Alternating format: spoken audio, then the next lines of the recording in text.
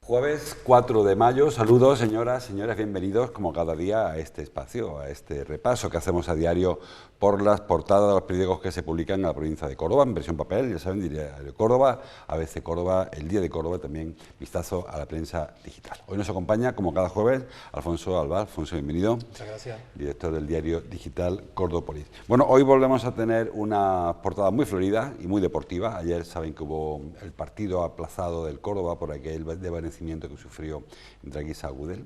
Así que repartimos entre flores y fútbol. El diario Córdoba ha escogido para la apertura el tema de la violencia de género. Ayer el presidente de la audiencia, Francisco de Paula Sánchez Zamorano, hizo memoria anual del TSJ en Córdoba y habló de este asunto. Ahora hablamos del tema de la violencia de género y la condena. La foto sí que es el tenor que yo les decía, es Mayo Florido, foto de Paco González, espaldarazo de Juanma Moreno a los patios.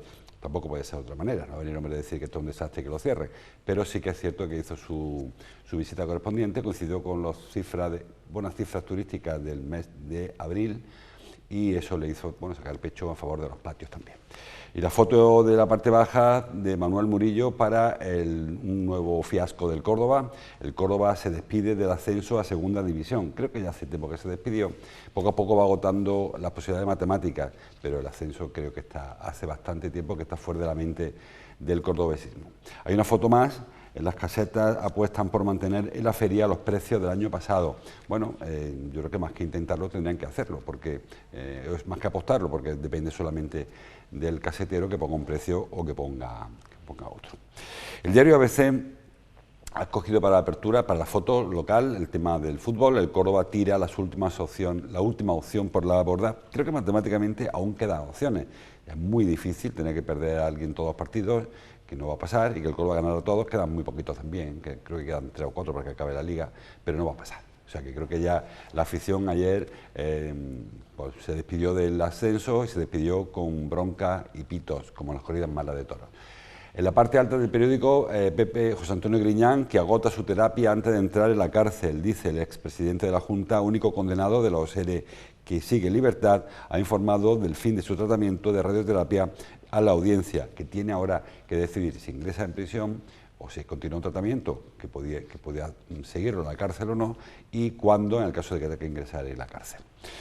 El diario El Día habla también de la memoria de la audiencia, que denuncia la sobrecarga de trabajo y reclama 8 jueces más, 8 o 9, dijo Sánchez Zamorano ayer. Hace falta muchos jueces de la audiencia. Luego hablamos de este asunto. Y en el diario El Día sí que dan por concluida la Liga, se acabó, titula, como María Jiménez, 1-2, el Córdoba Club de Fútbol cede ante el Racing de Ferrol y entierra sus últimas opciones de playoff. Parece que todo el mundo esperaba un milagro, el milagro ya no se produjo y el Córdoba pues sigue en esa racha negativa que le ha llevado a cambiar de técnico, a cambiar de estrategia, a cambiar de planes para el año que viene. Y bueno, incluso puede ser que sea el cambio más profundo. En la parte alta, Juanma Moreno, que destaca el papel de la capital en las cifras récord de turismo este año. La verdad es que este hombre se refirió más sobre todo a la Feria de Abril, se refirió a la Semana Santa y también habló de que los patios era un gran referente a nivel nacional e internacional de la marca Córdoba, con lo cual estamos totalmente de acuerdo.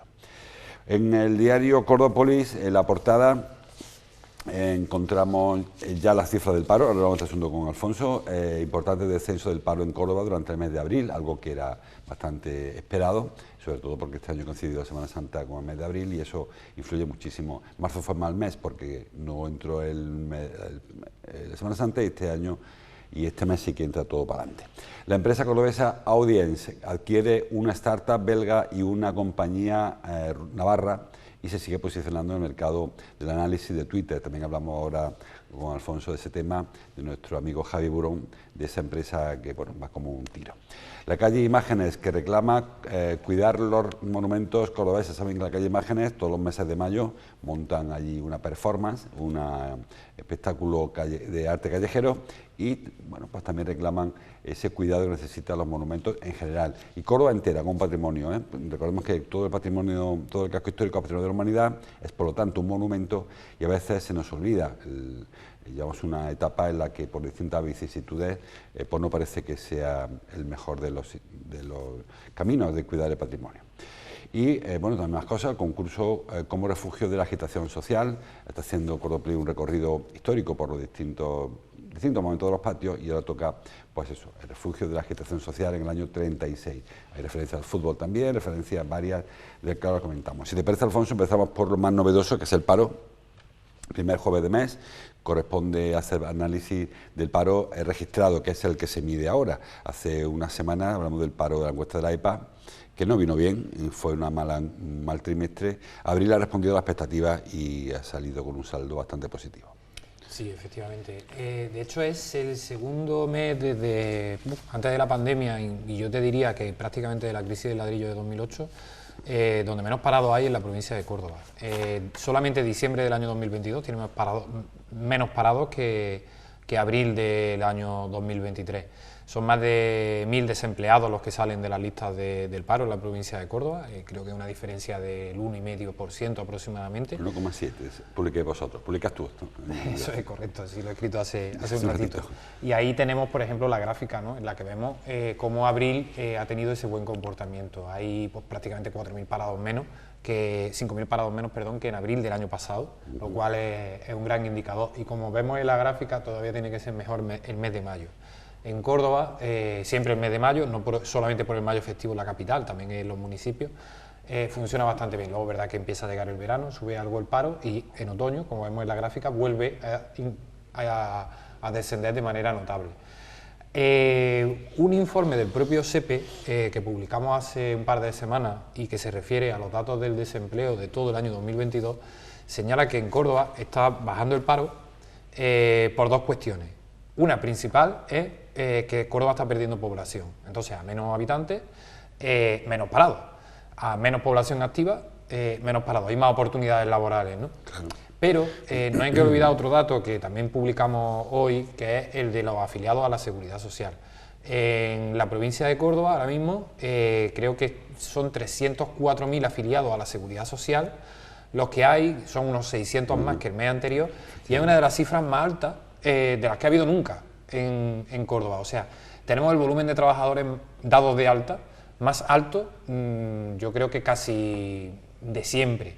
Y eso también se debe a otra cosa que creo que hemos hablado aquí alguna que otra vez, y es cómo está emergiendo en la provincia de Córdoba la economía sumergida. La pandemia provocó que muchos trabajadores que no estaban dados de alta se quedasen sin prestaciones y reclamasen a los empresarios, o que eran ellos mismos se autoexplotaban porque eran personas que trabajaban para la calle pero estaban en la economía sumergida.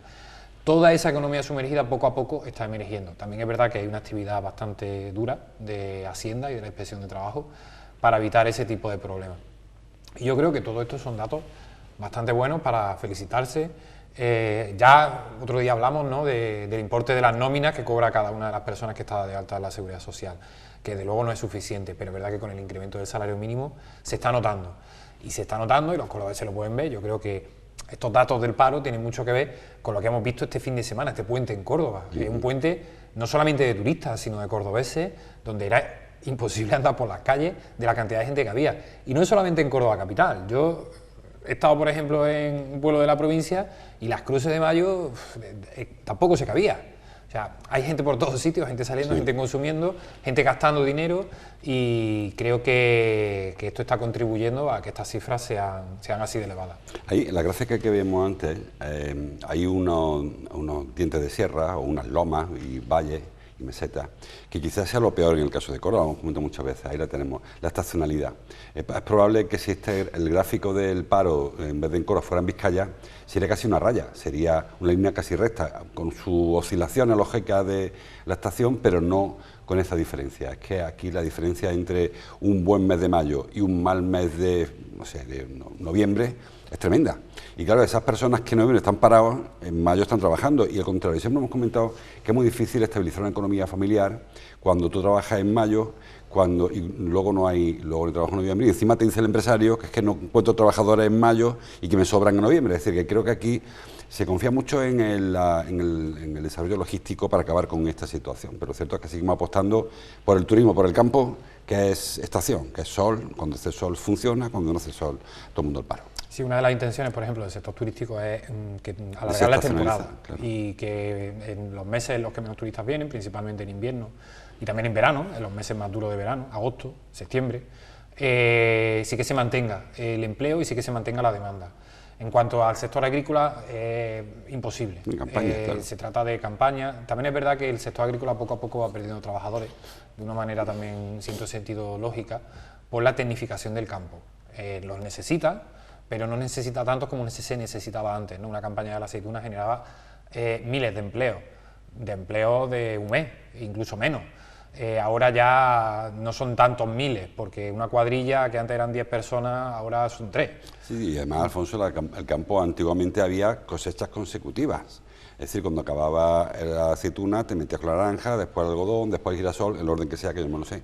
Pero ya solamente había olivo, con lo cual, olivo y naranja como mucho. Con lo cual, cuando acaba esa campaña, no hay otra cosa que hacer. Yo recuerdo que los mismos cuadrillas temporeros iban de cosecha en cosecha. Y luego en verano es verdad que se quedaban parados y muchos trabajaban en bares o se iban a la vendimia a Francia o estas cosas, sí, es verdad. Y ahora el sector agrícola ya es de otra forma. De hecho, como el campo también se está transformando, hay muchas empresas que están comprando tierra y lo que hacen es que contratan a trabajadores durante todo el año para que cuiden esas tierras.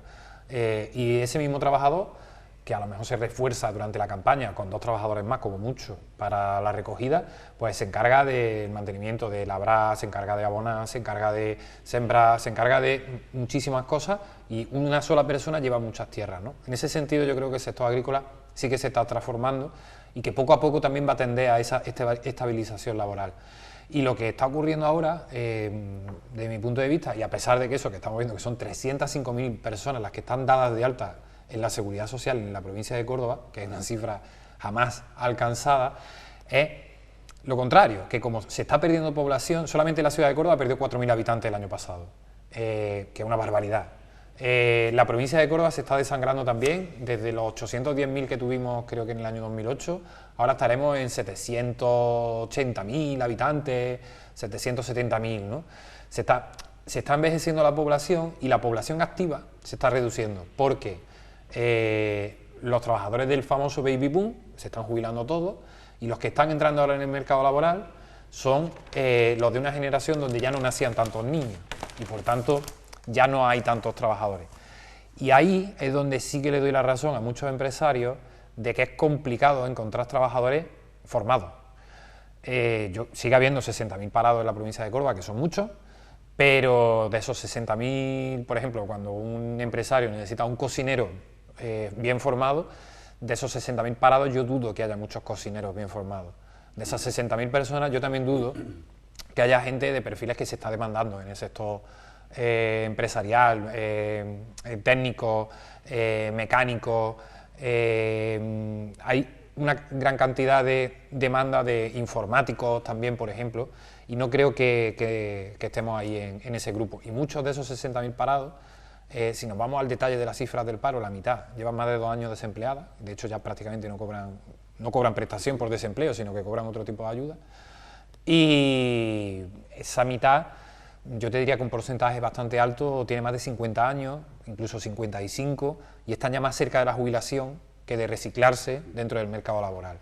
Por tanto, y un grupo importante que estarán trabajando en la sumergida también, que de los que consta como desempleados. O sea que al final realmente no hay tanto personas buscando empleo como parece. No, no lo hay. No hay, a ver, por supuesto que lo hay, pero no hay tanto como decimos en la cifra. No son esas 60.000 personas los que buscan empleo de manera desesperada.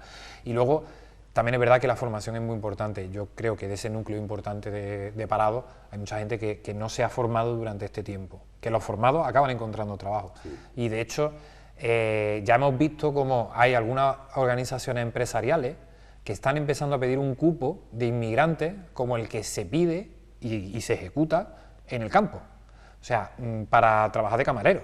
Están pidiendo ya que vengan para temporadas, para estas temporadas que le hace falta trabajadores, pues cupos de inmigrantes, supongo que latinoamericanos, ¿no? Porque para atender una mesa al menos necesitas comunicarte con los clientes, ¿no? O sea, que hay quien duda de que lo que pidan sea cualificación y no sea aceptar unas condiciones que no acepta el desempleado de Córdoba, porque a veces se critica que hay un empresario de hostelería que reclama un camarero y le ofrece un contrato de media jornada cuando trabaja 10 horas, no le concede los permisos los que corresponden, que son 10 y medio, pues porque en temporada no se dan permisos, el parte del sueldo son las propinas, en fin, y entonces buscan personas no cualificadas. Pero el tema de la cualificación sí que tiene razón en que hay veces que las empresas quieren ponerse en marcha y no encuentran personas cualificadas, y a lo mejor todavía sigue viendo un desequilibrio entre qué ofrecen la formación reglada y qué reclaman los empresarios. Sí, ahí está la famosa formación profesional dual, ¿no? Que yo creo que es muy interesante, porque no solamente te ofrece una formación teórica, sino que sobre todo te ofrece una formación práctica. Y eso empresa, que funciona muy bien en Alemania, funciona estupendamente bien, incluso en Francia. En España no acaba de despegar, yo no acabo de notar esa formación dual, ¿no? En la que pues haya personas que, bueno, por supuesto se están formando, pero además están aprendiendo. Sabemos que los oficios donde se aprenden de verdad es ejerciéndolo. Y bueno, el mercado laboral cordobés es principalmente un mercado de oficios, ¿no? Tú no aprendes a ser mecánico solamente asistiendo a clase y que haya un profesor que te ponga un coche y lo tengas que arreglar. No, tú aprendes a ser mecánico llegando al coche con un problema concreto y lo tienes que resolver. Con las uñas negras, ¿no? Ahí estamos. Entonces yo creo que la formación profesional dual sí que es el futuro. El sector metalúrgico de Córdoba, que también es muy importante, sí que ya lo está poniendo en marcha y está poniendo en marcha sus propios cursos, porque los talleres en Córdoba tienen un cuello de botella, y ahora con el sector logístico lo tendrán mucho más importante, de que no están encontrando personal cualificado, ¿no? Para contratar nuevo. Y de hecho muchos mecánicos muy cualificados se están jubilando. O sea, están empezando a tener ese problema, ¿no? Y no es en este caso por una falta de condiciones laborales, que tienen buenas condiciones laborales y que los empresarios además están pagando, ¿no? Es por un problema de mano de obra. Vamos, no creo que la provincia, no sé si lo llegaremos a ver, lleguemos al pleno empleo, pero sí que empieza a haber signos de que, bueno, de que este enorme problema que siempre ha sido para la provincia de Córdoba, que es el paro, el principal problema de los cordobeses, no es que esté dejando de serlo del todo, pero sí que empieza a reducirse. Entonces la encuesta del CIS ya no aparecía como la principal preocupación el paro, hay otras muchas preocupaciones por encima, la inflación, por ejemplo, y otras preocupaciones por encima del paro. Y además, hablando del pleno empleo que decía Alfonso, en la propia estructura productiva de Córdoba, con temporadas altas y bajas, requiere que haya parados, porque si no, no se alimentaría los mercados, no habría camareros para mayo si no hubiese desempleados en abril, no habría jornaleros en diciembre si no hubiese parado en el campo en octubre. O sea que hace falta esa mecánica y ese paro técnico, que sería en torno al 15% probablemente, se puede bajar al 10%, pues sí que será paro, será en pleno empleo prácticamente. Entonces tampoco habría que... Bueno, vamos a seguir avanzando, que nos paramos mucho. El tema de la memoria anual de Sánchez Zamorano, del presidente de la Audiencia, destaco muchos números, como siempre suelen ser habituales, pero casi todos los periódicos han acudido al mismo asunto, que también él destacó, y el de la violencia de género. Se han multiplicado los casos del juzgado, creo que el penal 8, creo que es el que lleva el caso de violencia de género, y bueno, creo que han sido 500 casos más en el 2022 que durante el 2021, es decir, que hay un incremento importante. Es cierto, siempre lo recalcamos, que más denuncias no significa que haya más casos, que más juicios no significa que haya más casos, significa que han llegado a juicio. Ojalá no hubiese ningún caso, pero muchas veces las estadísticas no son las mismas. Puede haber mucha agresión, mucha violencia, mucho acoso, mucho abuso, que no llega a ser denuncia y por tanto no llega a ser juzgado. O sea que no es correlativo, pero sí que es significativo. Si aumenta la denuncia, es porque han aumentado los casos, si aumentan los casos juzgados, es porque ha aumentado la violencia sobre la mujer. Sí, también ha aumentado la conciencia de lo que es violencia también sobre la mujer. Antes, bueno, siempre lo hemos hablado, ¿no? pero antes se daban por normales determinadas actitudes que ahora, por supuesto, son condenables y se denuncian y se acaban denunciando, ¿no? Ya no se pueden hacer cosas que nosotros veíamos en una discoteca que eran, dentro de lo que cabe, hasta normales, hasta ¿no? graciosas. O sea, y hasta graciosas, que, en fin, y ya esa conciencia ha cambiado bastante. E incluso en el ámbito íntimo hay cosas que se asumían, que ya no se asumen, ¿no?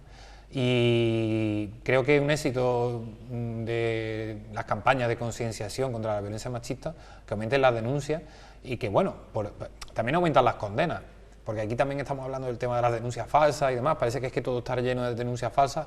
Cuando una mujer acaba yendo a un juzgado, se acaba complicando la vida, contratando un abogado, etcétera, etcétera, es porque está cargada de razones, ¿no? Y denuncias falsas existen, por supuesto que existen, pero no en los porcentajes que nos venden como que es un problema gigantesco, porque ahí están las condenas. O sea, la mayor parte del inicio de procesos por violencia machista acaban en condena. No sé la cifra exacta que han dado, pero creo que está muy por encima del 60-70%. O sea, es bastante notable. Y sí que se incrementan los casos, porque se incrementan desde luego las denuncias. ¿Significa que ahora hay más violencia contra la mujer que antes? Yo no te diría que haya más. Es probablemente que haya la misma o incluso un poco menos. Lo que sí que ha aumentado es la conciencia de que hay violencia machista y que no. Sí. En cuanto a denuncia falsa, a mí me cansa todo balance igual, explicando que no son denuncias falsas. También hay gente que denuncia falsamente una agresión y un golpe en el coche y un seguro, y sin embargo no se habla de esas denuncias falsas. Ahora, la de las mujeres sí que se pone mucho acento en que existen denuncias falsas. Repito, muchas, en muchos campos, y sin embargo no se toma en consideración. Vamos con el tema de los patios. Ayer, segunda jornada, el primer día fue espectacular en cuanto a visitas, porque ayer hubo más visitas que el anterior, algo que nos sorprendió porque el primer día se achacó al Puente de Mayo, que en Madrid duró un día más, pero ayer hubo, incluso el primer día fueron 58.000, ayer fueron 62.000 visitas. El Alcázar Viejo perdió un poquito de visitantes ayer, de 18 a 17, pero hubo patios, por ejemplo, de Moriscos que recuperó visitas. Yo, a pesar de esa pequeña descenso en el Alcázar Viejo, sigo viendo cómo hay una tendencia por parte de hosteleros, de restauradores, de turoperadores, incluso de los cordobeses, a ir al Alcázar Viejo y abandonar otras rutas, por ejemplo, Regina Relejo, que está muy lejos, o la de San Pedro, y ese proyecto de sacar al turista de la judería Alcázar Viejo, pues no funciona. Al final, el aparcamiento ese que se inventó el ayuntamiento o el alcalde ahí en el Corregidor está repleto de turistas, y los otros que se están habilitando, pues, realmente queda un poco como segunda o tercera opción cuando el otro está ya a reventar. Pero creo que habría que seguir apostando por abrir el campo. De hecho, yo creo que ese aparcamiento lo que ha provocado es un efecto llamada, porque si los autobuses tienen fácil aparcar allí tan cerca de San Basilio, pues acaban entrando en Alcázar Viejo. O sea que es bastante lógico, ¿no? Tú eres una empresa que ha montado un viaje en Andalucía, que estamos viendo que todos los pueblos de Andalucía, para las personas mayores, principalmente jubiladas, por eso aumentan tanto las visitas, hay visitas a los patios de Córdoba. Como venidor tiene el patio. O sea, la gente sale de Cádiz a las 8 de la mañana, se sube en su autobús, el autobús llega a Córdoba a las 11, desayunan y demás, suelta a todos los turistas en el Alcázar Viejo. Si acaso esos turistas se dan una vueltecita luego por algún otro sitio y por la tarde se vuelven a Cádiz, ¿no? Yo creo que esa es un poco la explicación de por qué se satura tanto el Alcázar Viejo. Y bueno, habría que hacer un estudio en profundidad de si este año están aumentando o no las visitas a otras zonas de la ciudad.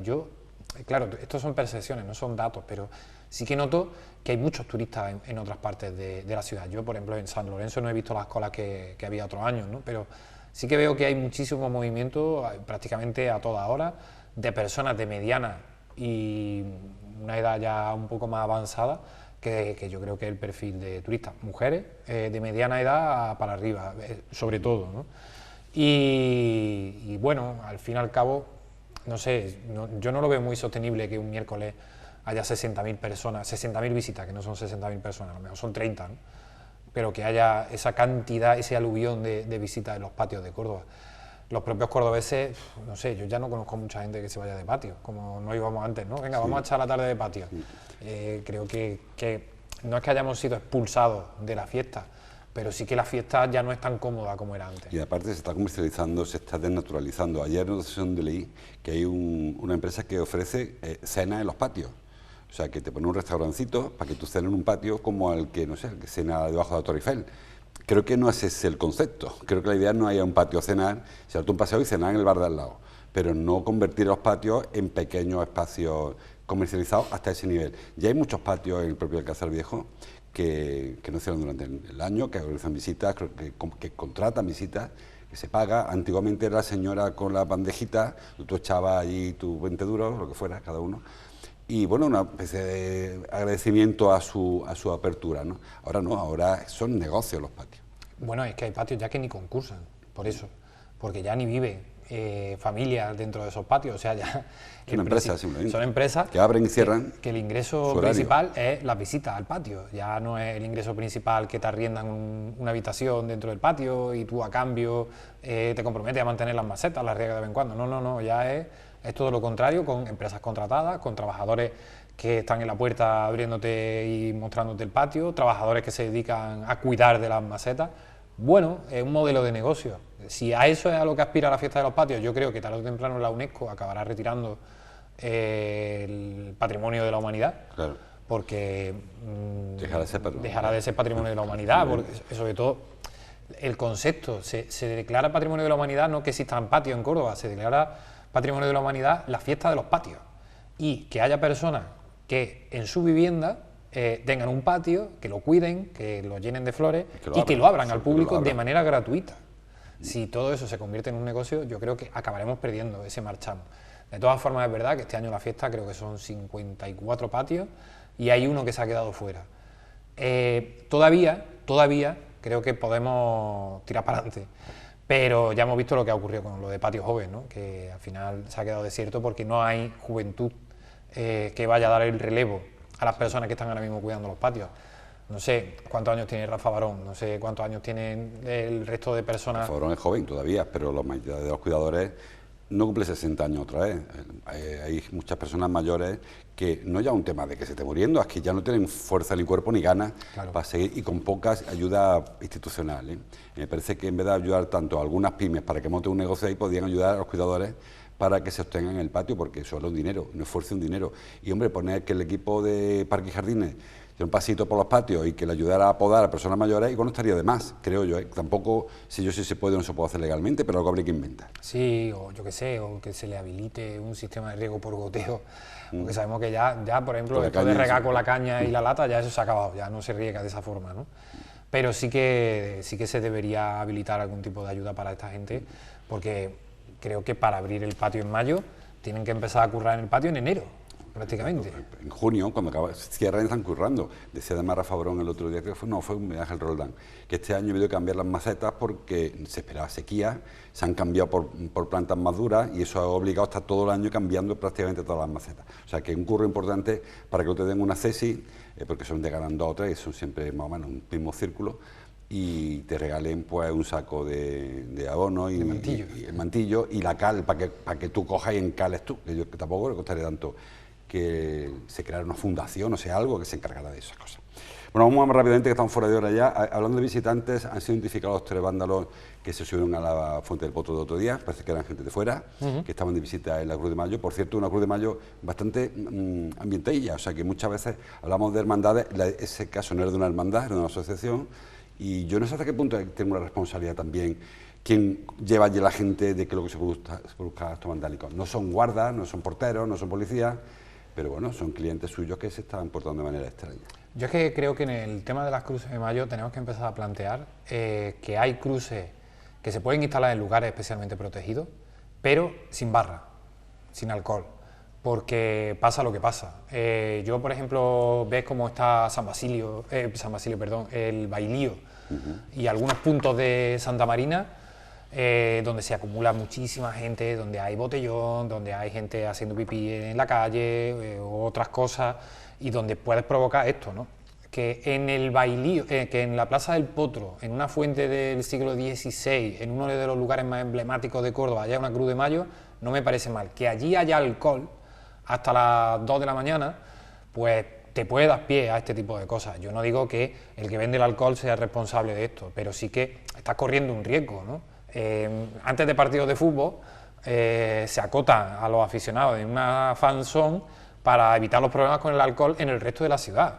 O sea, yo creo que ya el tema de las cruces de mayo, para que no se nos vaya de las manos, y lo hicieron muy bien en Granada, creo que debemos empezar a replantearlo. Y sobre todo recuperar ese espíritu anterior de, oye, pues yo me voy a una cruz de mayo a comer. Ya no te puedes ir a una cruz de mayo a comer, a muy pocas cruces de mayo. Ya te vas directamente a beber a una fiesta que es como un San Fermín, pero con sevillana. De hecho, yo tengo un amigo de Navarra que le encanta venir a las cruces de mayo porque dice que es lo más parecido a San Fermín que hay en Andalucía.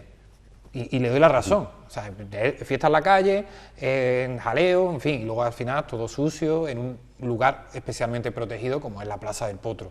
Y yo creo que sí, que está muy bien que se haya identificado a esta gente, que está muy bien que todo el mundo pues lo hayamos señalado, ¿no?, con el dedo, oye, mira, es que esto no lo puedes hacer, pero que el día de mañana te vienen, estos eran por supuesto españoles, pero el día de mañana te viene una excursión de 200 ingleses que ya sabemos cómo son cuando beben un poco más de la cuenta, y es que son absolutamente incontrolables, y esos te revientan la Plaza del Potro seguro.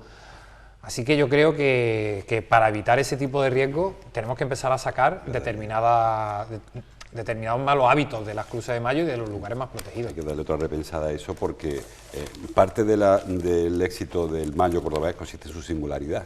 Y no era ese el espíritu de las cruces, no era ese el espíritu de los patios, ni siquiera de la feria, que también no da tiempo. Otro día hablamos de la feria, de cómo también se ha ido permitiendo con el tiempo el modelo histórico de feria con el que vamos a encontrarnos. Estamos fuera de tiempo ya, pero me resisto 20 segundos para el deporte. El Córdoba volvió a fracasar ayer, prácticamente, creo que matemáticamente le falta perder un partido más, pero eso se resuelve pronto, la semana que viene, así que no habrá problema, y el Córdoba se queda en su segunda RFEF, después de un inicio de campaña muy prometedor, después de una inversión importante, presupuesto importante, pero no ha estado ni mucho menos a la altura. No digo ya el equipo, que tampoco, sino el club quizás el que ha fallado más a la afición. Es una cosa muy sorprendente, yo todavía quiero que me expliquen qué ha pasado con el Córdoba Club de Fútbol, no lo entiendo. A mí me gusta el fútbol y yo no he visto muchos equipos que sean líderes indiscutibles, imbatidos, y que desde enero empiecen a perder todos los partidos y se conviertan... O sea, tú no puedes tener números de líder durante la mitad de la temporada y números de equipo de descenso durante la otra mitad. No sé, algo ha pasado y necesitamos una explicación, principalmente la afición, ¿no?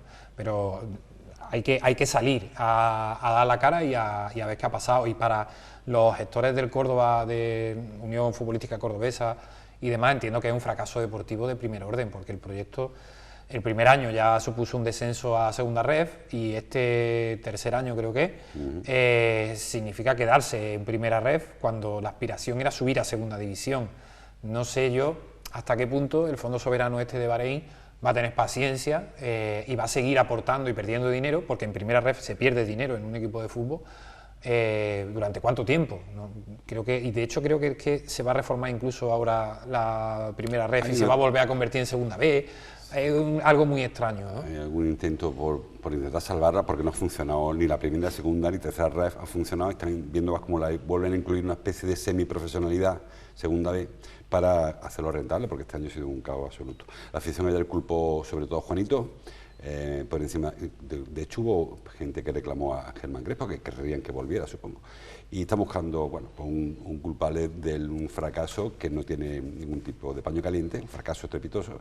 Un club como el Córdoba puede estar jugando en segunda B otra vez, o sea, en primera federación, sin aspiraciones, y que la Liga se acabe el domingo antes de las elecciones, creo que acaba por fin del todo. Estará el Ferrol, estarán en Alcorcón, estarán en no sé dónde, peleando por subir, y el Córdoba estaremos por la feria. De vacaciones.